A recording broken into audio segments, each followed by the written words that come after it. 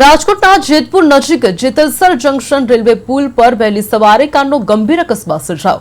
Car પુલના divider સાથે ટકરાતા બે ભાગ થઈ ગયા હતા અને બંને ભાગ રોડની સામસામે બાજુ ફેંકાઈ જતા ટ્રાફિક જામ સર્જાયો। પોલીસ તાત્કાલિક સ્થળ પર પહોંચી ટ્રાફિક વ્યવસ્થા પુનઃસ્થાપિત કરી કારમાં 3 યુવક અને એક યુવતી સવાર હતા।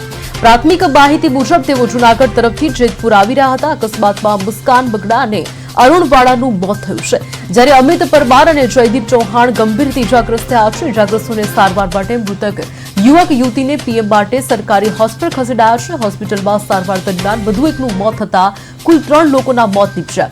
તાલુકા પોલીસે હોસ્પિટલ પહોંચી અકસ્માત અંગે તપાસ હાથ ધરી છે।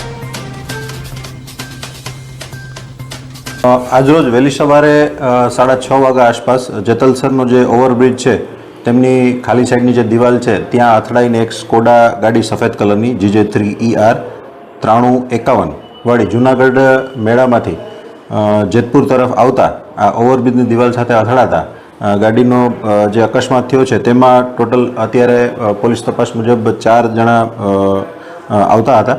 એમાંથી ઘટના સ્થળે અરુણ પ્રફુલભાઈ વાળા તેમજ મુસ્કાનબેન હરેશભાઈ બગડા તે ઘટના સ્થળ ઉપર જ મરણ ગયેલ હતા।